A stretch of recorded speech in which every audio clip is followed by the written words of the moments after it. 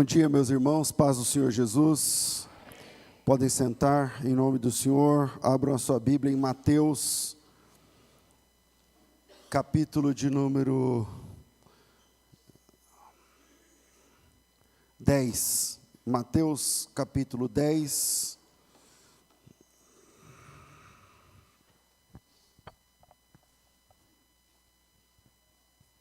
E vamos ler os 4 primeiros versículos. Mateus, capítulo 10.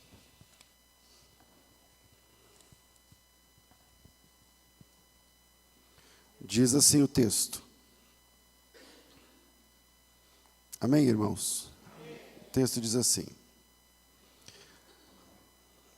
Tendo chamado os seus 12 discípulos, deu-lhes autoridade sobre espíritos imundos para os expelir e para curar toda sorte de doenças e enfermidades.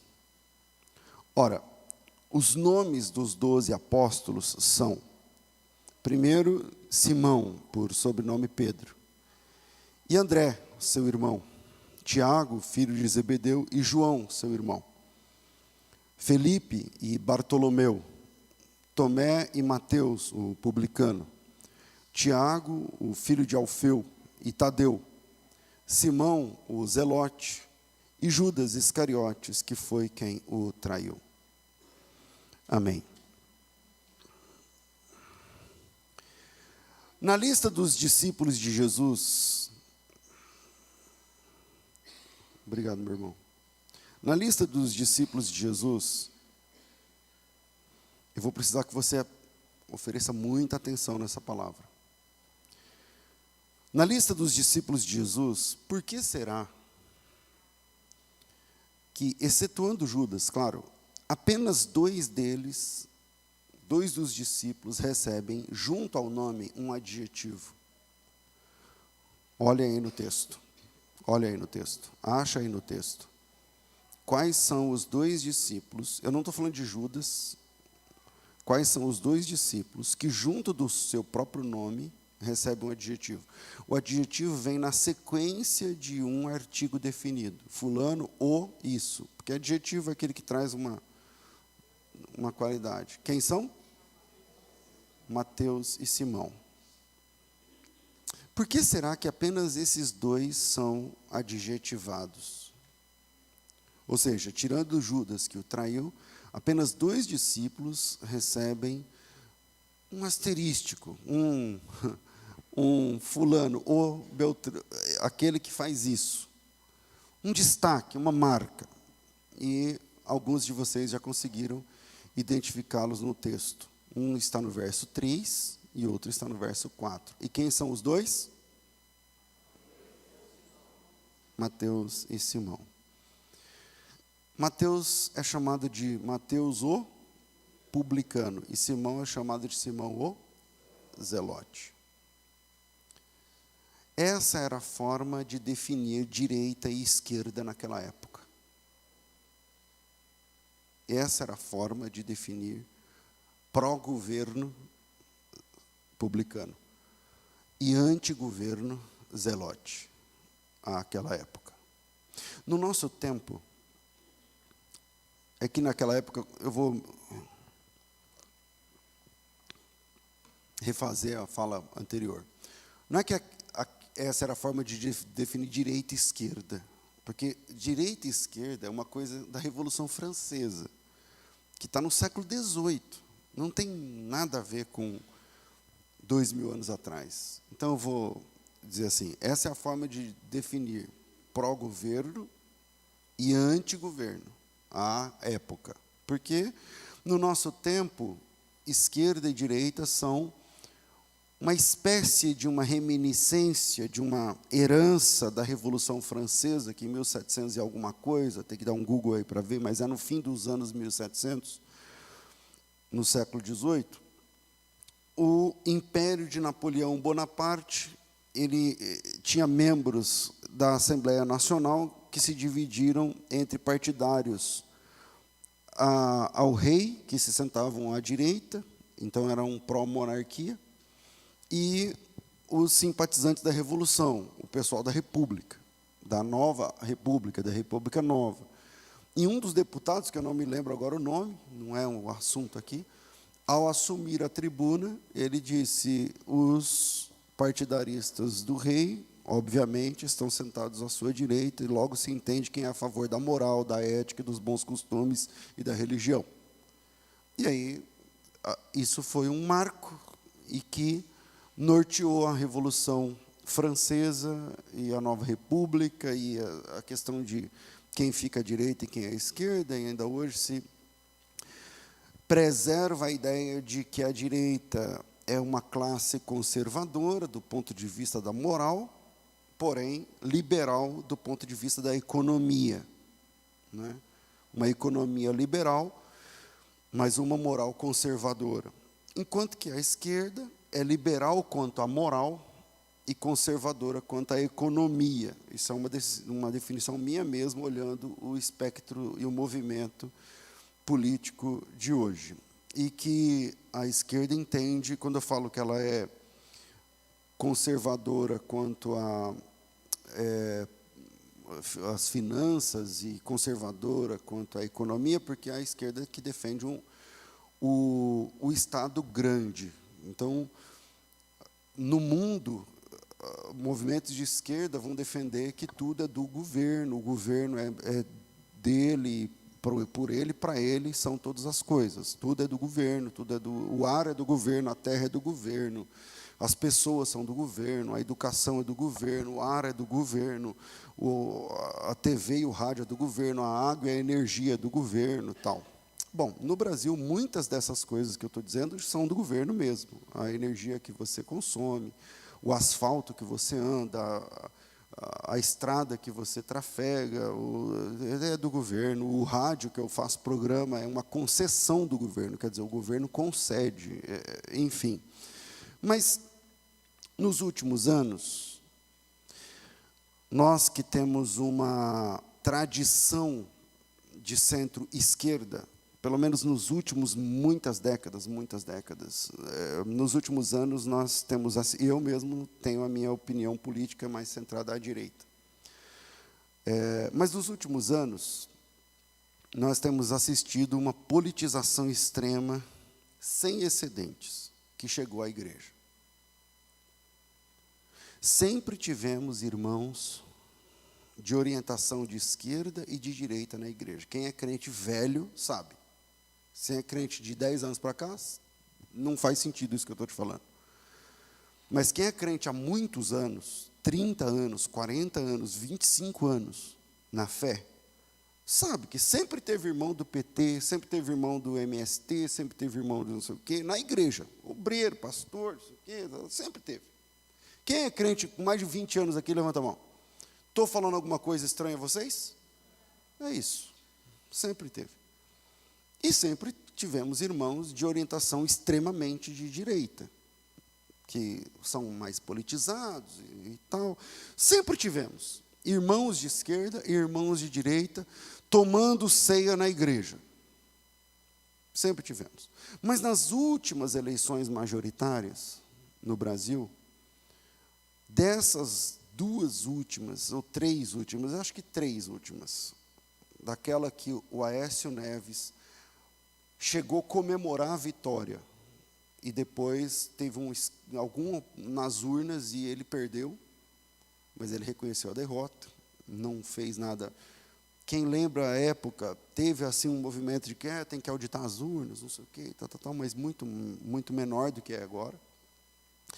Depois nós tivemos, então, governo do PT, porque o Aécio quase ganhou da Dilma, na reeleição da Dilma, na verdade, porque a Dilma já tinha sido eleita uma vez, e agora ela quase perdeu, e no fim, lá no apagar das luzes, teve uma mudança e ela ganhou.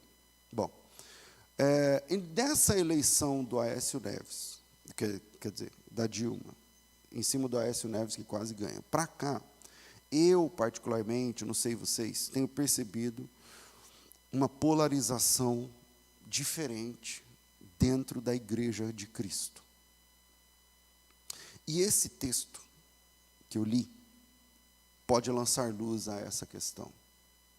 Porque no texto, Jesus passa a noite em oração. Essa informação não está em Mateus, mas está em Marcos e em Lucas. Que antes de escolher os 12, Jesus sobe o monte para orar e passa a noite em oração. Nós já falamos sobre isso outras vezes. E após uma noite em oração, o Senhor Jesus vai escolher 12 apóstolos. Então esses 12, inegavelmente, são uma classe especial de discípulos. Eu sei disso por conta da escatologia. Em Mateus 19, versículo 28, Jesus diz assim, que na ressurreição haveriam 12 tronos. E esses 12 caras, esses 12 homens, essas 12 pessoas que Jesus selecionou depois de passar uma noite em oração, Jesus disse que cada um deles teria uma vaga, se assentaria em um desses 12 tronos, para julgar as tribos de Israel. E como na escatologia há um lugar específico para eles, então nós estamos falando de uma posição elevada dentro da fé cristã, ali incipiente, ali iniciando-se. Então, quando a gente vai analisar a história da igreja, a gente vê, ainda dentro dos evangelhos, que Judas traiu Jesus e se afasta, né, quando o Judas apostata-se da fé, traindo Jesus, acontece um sorteio no capítulo 1 de Atos, para decidir, debaixo de oração, quem ocuparia aquela vaga. Quem ocuparia aquela vaga. E aí quem ganha o sorteio é o Matias. E se fecha novamente o colégio apostólico. Então, o colégio apostólico sempre tem 12 vagas, e essas 12 vagas não são transferíveis. Não são transferíveis. Ah, pastor, mas tem apóstolo hoje? Ora, hoje pode ter apóstolo como adjetivo. Fulano de tal é um apóstolo de Cristo, porque ele é um enviado de Cristo para levar... Mas não tem o apóstolo fulano de tal, não é igual esses 12. Isso não... A possibilidade é zero. Por quê? Porque o colégio apostólico tinha apenas 12 vagas, e Jesus preencheu as 12 vagas. O Judas, depois de apostatar, se suicida, a igreja se reúne e escolhe mais uma pessoa, e sorteia mais uma pessoa, e essa pessoa preenche essa vaga dos 12 apóstolos, de ser um dos 12 apóstolos, sentando-se nessa cadeira, e acaba aí. E eu sei disso, porque providencialmente tem a morte de mais um apóstolo no livro dos Atos, que está no capítulo 12. Então, no capítulo... Em Mateus, no final, no apagar das luzes do Evangelho, o Judas morre, ele se suicida. Então, há um sorteio para definir quem ocupa aquela vaga. Mas lá no capítulo 12, Tiago é morto, ele é martirizado, o Tiago, ao fio da espada. E quem assume a vaga de Tiago? Quem lembra? Ninguém. Não tem sorteio. Tem o Paulo, que é chamado como apóstolo, tal, mas ele nunca disse que ele ocupa o lugar do Tiago. Por quê? Porque são só 12 vagas. O Judas teve a vaga preenchida porque ele caiu. O Judas teve a vaga preenchida porque ele caiu. Então ele saiu fora. Preencheu-se aquelas 12 vagas, acabou. Quando morre o outro apóstolo, ninguém preenche o lugar. Não tem sorteio no capítulo 2 para dizer, morreu o Tiago. Vamos sortear mais um, vamos lá, quem vai ser dessa vez? Não tem. Porque o colégio apostólico é restrito com quantas vagas? 12. Isso está na escatologia cristã. Quem disse isso foi Jesus Cristo. Lá em Mateus capítulo 19, ele diz assim, olha, na ressurreição haverão 12 tronos, e a vocês... que deixaram tudo e me seguiram e tudo mais, que eu escolhi, será concedido sentar em um desses 12 tronos, uma dessas 12 vagas, para julgar as tribos de Israel. Quando a gente olha para a história da igreja, nós sabemos que ser um apóstolo de Jesus Cristo é um cargo muito importante. Agora leia de novo os versos 3 e 4 do texto que eu disse para vocês. e Tiago, filho de Zebedeu, João, seu irmão, Filipe, Bartolomeu, Tomé e Mateus, o publicano, e Simão, o zelote. Simão, o zelote. Bom, eu vou deixar alguns pontos para a gente pensar sobre esse texto, mostrando que entre os 12 apóstolos, eu não estou falando da igreja, eu estou falando da liderança da igreja. Jesus tem um pró-governo, um publicano, que trabalha pela coroa romana, mesmo a coroa romana expoliando os judeus, por isso publicano era tipo um xingamento naquela época. Eu vou mostrar isso para vocês com versículos da Bíblia. E Jesus, no mesmo chamamento, coloca entre eles um zelote, um extremo anti-governo. Eu não vou falar de direita e esquerda, porque eu estou dizendo um anti e outro a favor. Porque esquerda, de jeito como eu disse, é 17 séculos depois. Bom, então o primeiro ponto que eu queria deixar para vocês é que nem direita nem esquerda, servos de Deus são de cima. É o que a Bíblia diz. Nós não somos daqui. Jesus escolheu 2 extremos, irmãos. Ah, mas eu sou de esquerda, não sei o que lá. Jesus escolheu 2 extremos para serem líderes da igreja, irmão. Ah, mas eu sou de direita, eu não acredito que o cristão... Jesus Cristo, o dono da igreja, o Senhor da igreja, escolheu 2 extremos. Um era publicano. Quer dizer, mesmo sendo judeu, mesmo morando numa nação espoliada pelo Império Romano, o publicano é o cara que trabalhava contra o povo em favor de Roma. O que é o publicano? Imagina que uma nação X domina o Brasil e cobra do Brasil 30% de imposto. Vocês acham muito? É a taxa que a gente paga, basicamente. A gente paga 27,5%. Mas alguém de fora chega e fala, você vai 30% de imposto. E aí você para e fala assim, meu Deus, e agora? Vamos orar, meu Deus, e agora? Como que é? E tal, tudo mais. Aí alguém vai falar assim, então, eu trabalho para esse governo, eu sou brasileiro, mas eu represento esse governo que cobra essa taxa. Esses são os publicanos da época.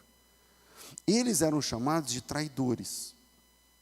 Eles eram literalmente odiados pelos demais judeus. Porque imagina, naquela época, pobreza, a situação, a miséria e tal, e ainda vem o cara que é judeu, que é nascido ali, que é religioso, que está todo ali, e ele fala, então, eu trabalho para Roma.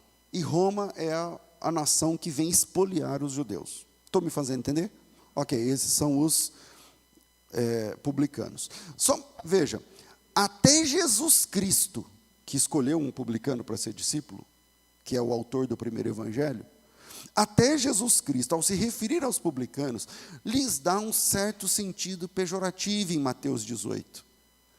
A gente está no Mateus 10, pula aí meia dúzia de páginas, vai para Mateus 18. Mateus 18, versículo 17, é assim, Mateus 18, Jesus fala assim, como a gente deve lidar com o irmão que nos ofende, como a gente deve lidar com o irmão que pecou contra a gente, como a gente lida com uma pessoa que pisou na bola, como faz? Aí ele vai dizer o seguinte, vai até ele, conversa você e ele, se você conseguir, ganhar o seu irmão, se você não conseguir, leva mais pessoas, até que vai para a igreja, vai subindo as instâncias, que não é o assunto aqui, até que chega a última instância, que é a assembleia da igreja. Aí Jesus diz assim, no versículo 17, se ele não os atender, diga isso à igreja, e se ele recusar-se ouvir a igreja, considera ele como gentil e publicano. Está vendo que o publicano é pejorativo? Considera ele como gentil e publicano. Considera ele do mesmo jeito que você considera um publicano. Ele não é, ele, embora tenha sangue nosso, mas ele virou a casaca. Pronto. Essa era a forma que os judeus enxergavam os publicanos. As pessoas que apoiavam um governo que expoliava Israel. Zaqueu, por exemplo, era publicano, que ao se converter, prometeu restituir 4 vezes mais aqueles que ele fraudou. Ele deve ter ficado pobre, inclusive, porque ele vem numa cadência de assuntos Jesus chama o jovem rico e fala para o jovem rico vender tudo e ficar pobre e seguir Jesus quando ficasse pobre. Na sequência, Jesus encontra um mendigo que era pobre e Jesus convida ele a segui-lo, é o Bartimeu.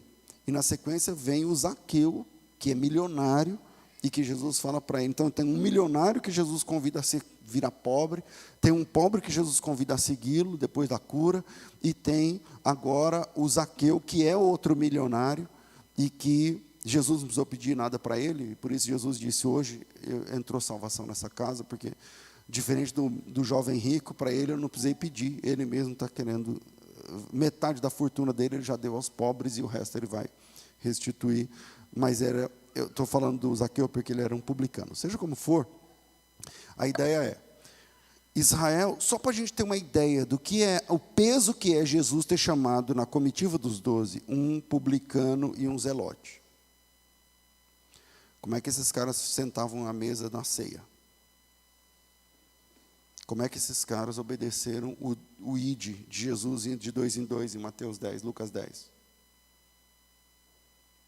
Porque nós somos de uma igreja hoje que se você falar que você é de direita ou de esquerda, você não é mais crente. Nós somos uma igreja hoje que se alguém falar que votou no Lula ou no Bolsonaro, você não é mais irmão.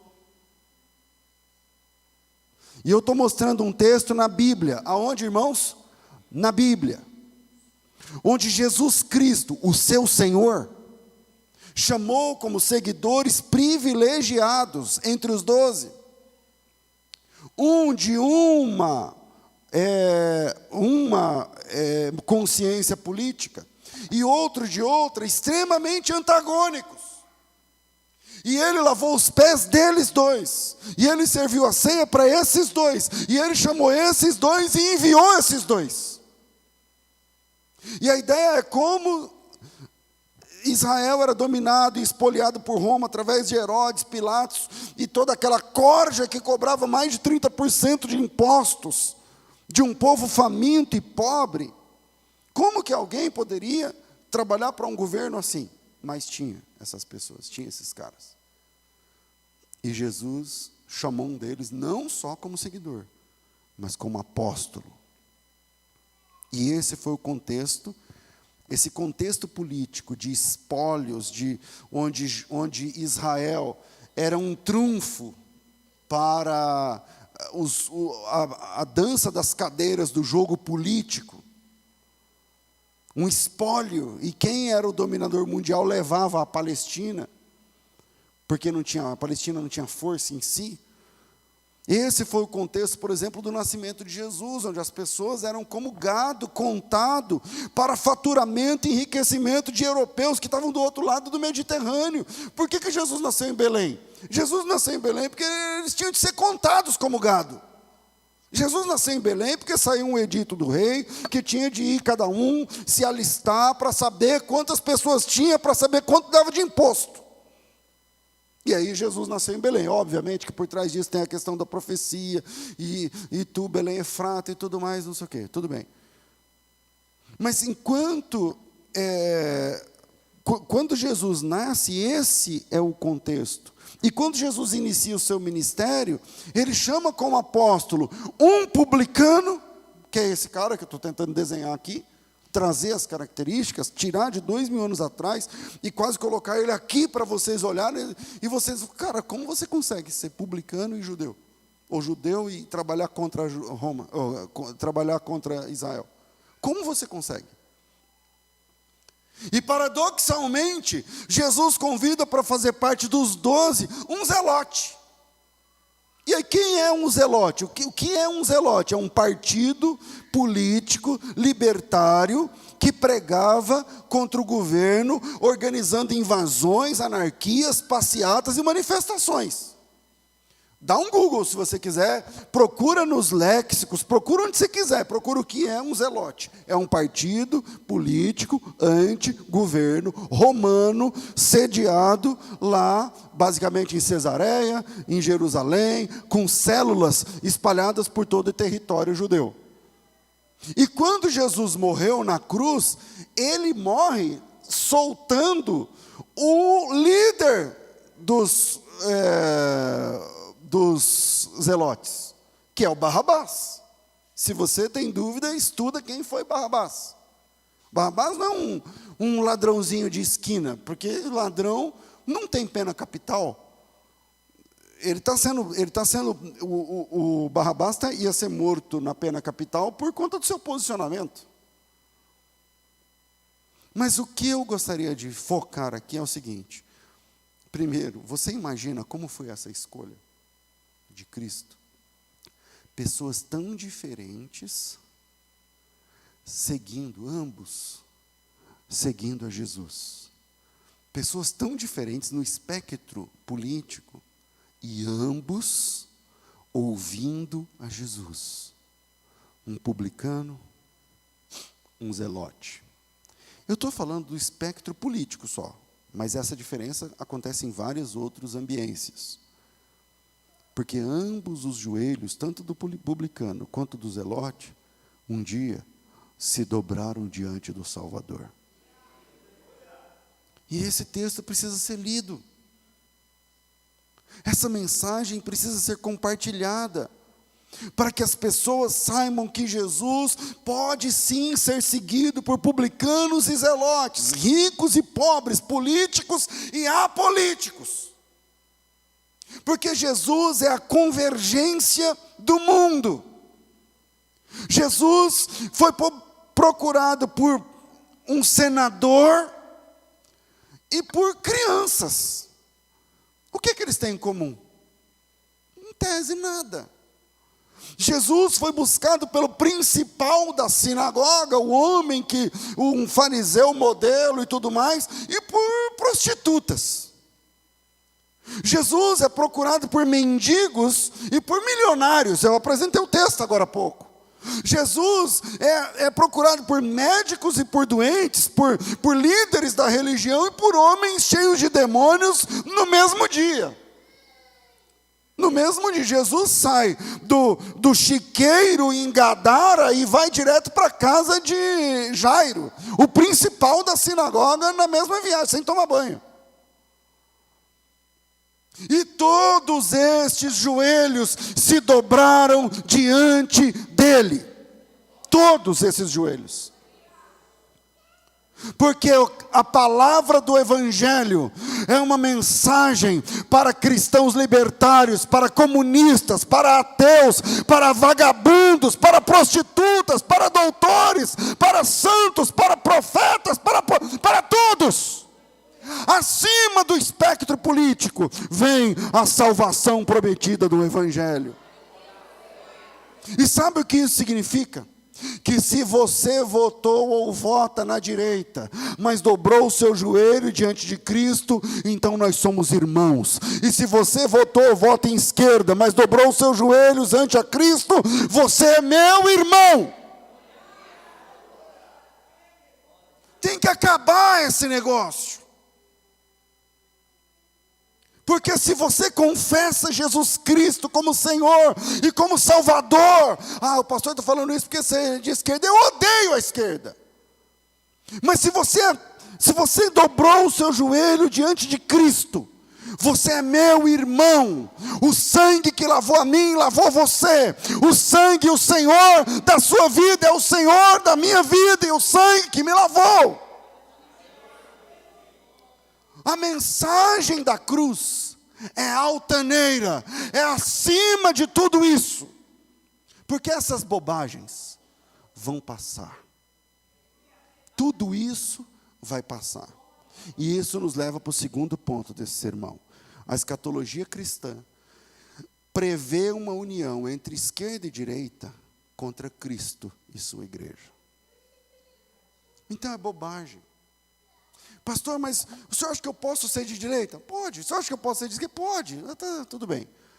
Mas você não pode perder essa ideia da Bíblia. Um dia, um governo só, feito de direita, centro e esquerda, estará oficialmente contra Cristo e contra a sua igreja, nominalmente, com marcas, e quem é do governo faz isso, quem não é vai ser morto, quem não é. É o que a Bíblia diz. Eu vou começar por Daniel 7. Daniel capítulo 7, versículo 21 diz assim: eu olhava, e eis que esse chifre fazia guerra contra os santos, e prevalecia contra eles. E aí eu tenho que fazer uma pausa, porque eu não queria ficar teologando, sabe? Mas eu tenho que fazer uma pausa, porque existem linhas da escatologia. E uma delas é assim: não, mas os santos aí não é a igreja. Porque o anticristo não vai perseguir a igreja já foi, a igreja não sei o quê. Espera aí. Esquece a teologia, o grego, o hebraico, vamos para a lógica. Se o anticristo vai perseguir os judeus, então é anticristo ou antijudeu? O anticristo persegue a igreja de Cristo. Os santos são os salvos. Os santos são a igreja, é a igreja de Jesus Cristo. Eu estou falando isso porque o próprio Daniel, ele não é uma visão que ele está tendo, e ele pergunta quem são. Versículo 15, Daniel 7,15, eu ia ler no 21, mas volta lá no 7,15, diz assim, ó: quanto a mim, Daniel, o meu espírito ficou alarmado dentro de mim, e as visões da minha cabeça me perturbaram. Então eu cheguei a um dos que estavam perto e perdi a verdade acerca da visão. Eu queria entender aquilo tudo. Aí ele me disse, me fez saber a interpretação dessas coisas, dos grandes animais, que são quatro reis que se levantarão da terra. 18. Mas os santos do Altíssimo receberão o reino e o possuirão para todo o sempre, de eternidade a eternidade. Essa promessa é para os judeus ou a igreja? Decidam vocês, é para os judeus ou a igreja? É para a igreja. Quem é que vai receber o reino e possuir para sempre? De eternidade a eternidade, meu Deus do céu. Então sabemos quem são os santos. Quem responde quem são os santos não é a teologia, é esse anjo que estava falando para Daniel. Porque Daniel pergunta, eu estou confuso, quem são esses santos? Ele fala, esses são aqueles que receberam o reino para todo sempre. Agora, salta para o 21. Olhei, e eis que esse chifre fazia guerra contra os santos. Sabemos quem são os santos. E prevalecia contra eles. Ou seja, vai haver um momento onde um governo mundial, representado por 4 caras europeus, vão perseguir os santos. E aí, não importa seu espectro político, não importa em quem você votou, se você confessa que Jesus Cristo é o Senhor, você está dentro desse pessoal. Se fosse hoje, você estaria inserido nesse contexto. Aí ele diz assim, olhei, fazia guerra contra os santos e prevalecia contra eles, até que veio o ancião de dias e fez justiça aos santos do Altíssimo, e veio o tempo em que eles possuíram o reino. Então isso é a escatologia do cristianismo. Essa escatologia é a esperança do crente. Nós esperamos o ancião de dias que vai vir e vai fazer justiça aos santos que estavam sendo perseguidos durante a grande tribulação. Agora, vamos para Apocalipse 13. Apocalipse 13 diz assim: vi emergir do mar uma besta que tinha 10 chifres, 7 cabeças, sobre os chifres 10 diademas, sobre as cabeças nomes de blasfêmias. De blasfêmia, a besta que vi era semelhante ao leopardo, com pés como de urso, boca como de leão, e deu-lhe o dragão o seu poder, o seu trono e grande autoridade. Vi uma das suas cabeças como golpeada de morte, mas essa ferida mortal foi curada, e toda a terra se maravilhou seguindo a besta. E adoraram o dragão, porque deu a sua autoridade à besta, também adoraram a besta, dizendo quem é semelhante à besta. Quem pode pelejar contra ela? Foi-lhe dada uma boca que proferia arrogâncias e blasfêmias, e autoridade para agir por 42 meses, dá 3 anos e meio.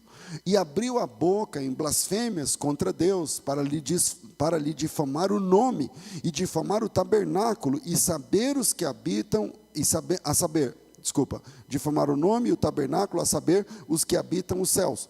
Foi-lhe dado também que pelejasse contra os santos e os vencesse. É exatamente o que está lá em Daniel. Foi-lhe dado também, que pelejassem contra os santos e os vencesse. Deu-se-lhe ainda autoridade sobre cada tribo, povo, língua e nação, e adorá-la-ão todos os que habitam sobre a terra, aqueles cujos nomes não foram escritos no livro da vida do Cordeiro, que foi morto desde a fundação do mundo. Irmãos, esquerda, centro, direita, frente, trás, o que vocês pensarem do espectro político, fazem parte de um mundo corrompido. Fazem parte do sistema desse mundo. E Jesus Cristo disse que o nosso reino não é desse mundo. Pastor, eu posso votar? Deve.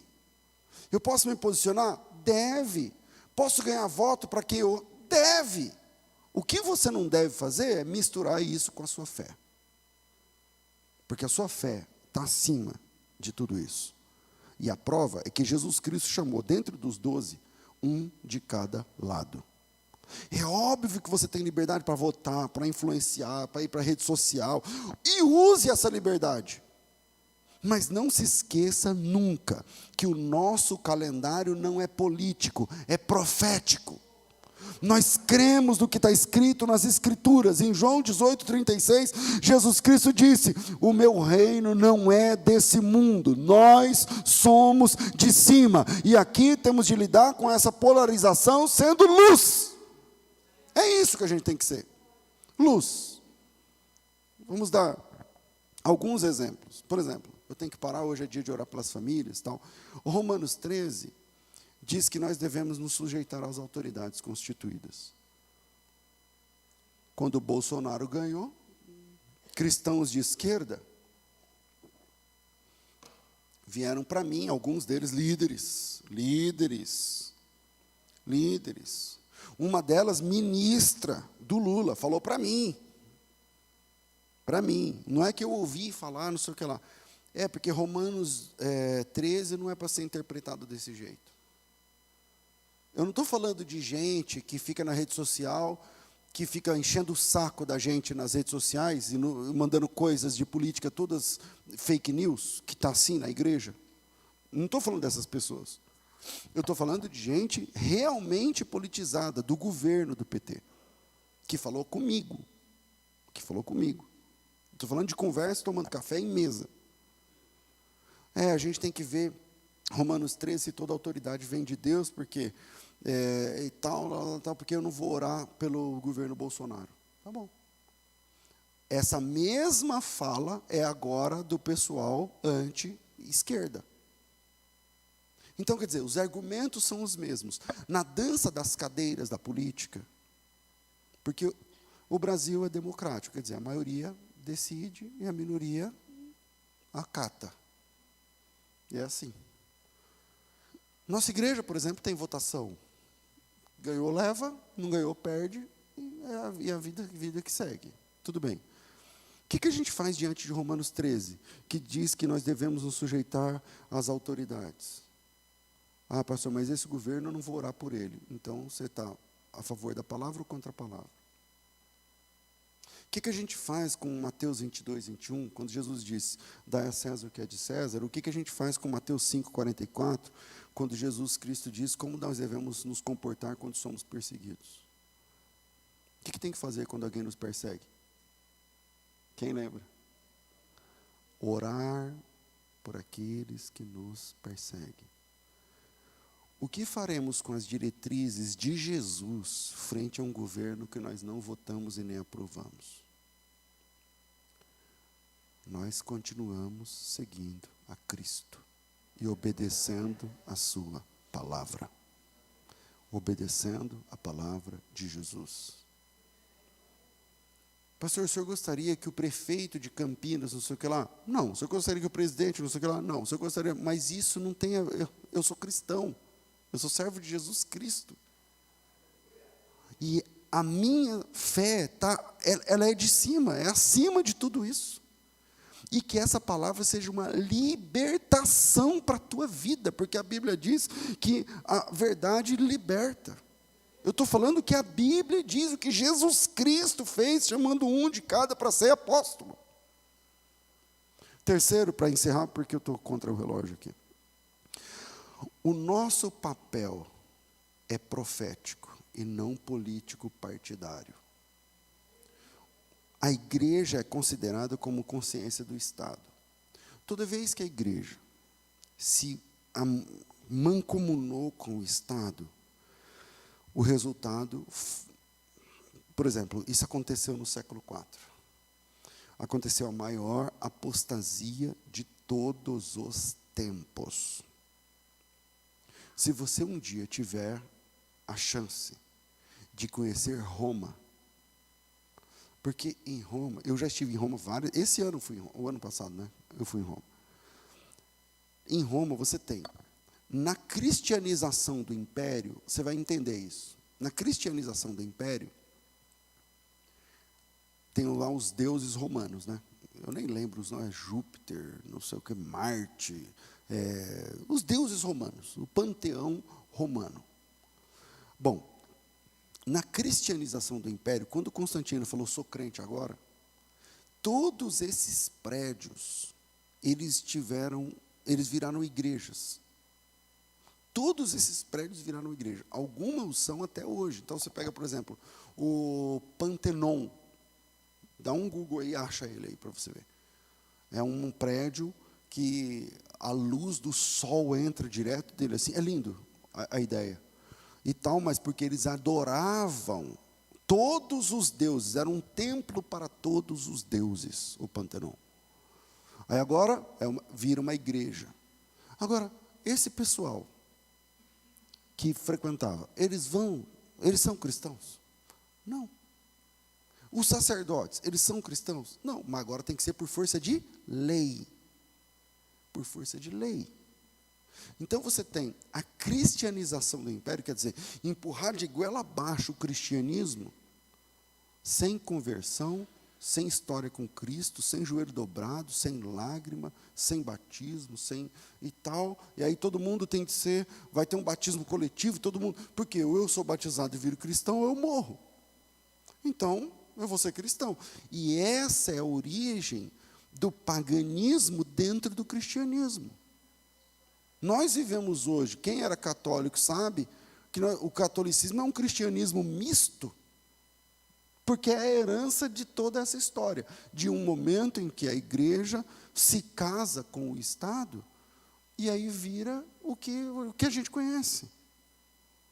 E na sequência, a igreja passa a ter poder. E quando a igreja passa a ter poder, ela mata em nome de Deus. Pessoas eram mortas aos milhares por dia, em fogueiras, em nome de Jesus. Pode isso? A Bíblia fala sobre isso. É uma ordem de Cristo. Jesus já mandou dar um tapa em alguém que pensasse diferente do que ele pregou. Mas por que a igreja tinha ordem para matar em nome de Deus?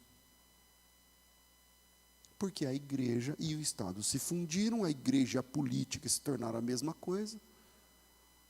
E pronto. Aí hoje o Vaticano é um Estado, que mora dentro dele 1000 pessoas, mas é um Estado, tem moeda, tem não sei o quê, blá, blá, blá, e tal. O líder como se tem o status de presidente de uma nação, está na ONU, está não sei o quê, e tal. Por quê? Por causa desse entreveiro que acontece 1.400 anos, 1.600 anos atrás. O que fica, irmão, irmã? Você é zelote? Você se identifica como aqueles que são contra o governo e que você quer fazer manifestações? Ok. Há lugar na graça para você. Se você dobrar o seu joelho e seguir a Jesus Cristo como verdadeiro Rei, verdadeiro Senhor e Salvador da sua vida. Você é publicano? Você gosta do governo? Você vê os desmandos, mas você quer fazer parte? Ok. há lugar no reino de Deus para publicanos e zelotes. E eu aprendi isso com Jesus Cristo. E ele, quando escolheu 12, ele falou, você. Eu acho que o publicano falou, eu? Porque todo esse pessoal aqui me odeia. Eu? Aí Jesus, venha. É o Mateus. E sabe como Jesus conquista o Mateus? Ele passa na frente da coletoria e fala assim, Mateus, vem e segue-me. E o cara vem. Nós não vimos nenhuma briga política entre irmãos na Bíblia. Ninguém nunca falou assim, mas o Mateus, ele é publicano. Mas o Simão, ele é zelote. Ele... Tem isso na Bíblia? Tem isso na Bíblia? Tá. Tem na nossa igreja de hoje em dia no Brasil? Tem. Então a gente tem que aprender com as Escrituras. Deus abençoe vocês em nome de Jesus.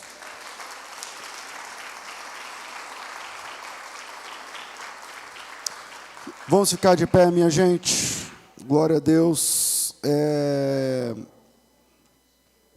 Chegou o momento do ofertório e nesse momento nós aproveitamos para interceder pelas famílias. Então você que está aqui, não venha sozinho na hora de ofertar, venha com a sua família. Para muitos esse é o primeiro culto de 2023, então é o momento de você servir a Deus, firmar o seu compromisso, como sendo uns daqueles que ajudam a que essas portas continuem abertas e o nome de Cristo continue sendo glorificado. Chegou o momento de intercedermos pelas famílias, então vou convidar você a curvar a sua cabeça e orar acerca do seu ofertório. Senhor, nós te louvamos em nome de Jesus, aqui estamos como igreja sua, como comunidade do céu, aqui nessa terra, representando o teu nome, levando avante a bandeira ensanguentada do Evangelho. Agora, Senhor amado, enquanto vamos ofertar, dirija cada coração, cada homem, cada mulher, cada família, como deve se comportar aqui e agora no momento do ofertório. Que acima de tudo, o seu nome seja glorificado, porque esse é o motivo que nos reúne para glorificar o teu nome e levar a tua palavra a mais vidas e alcançar mais pessoas, para que mais joelhos se dobrem como o nosso tem se dobrado. Em nome de Jesus, oramos agradecidos. Amém. Dízimos, ofertas e votos. A hora de entregar é agora.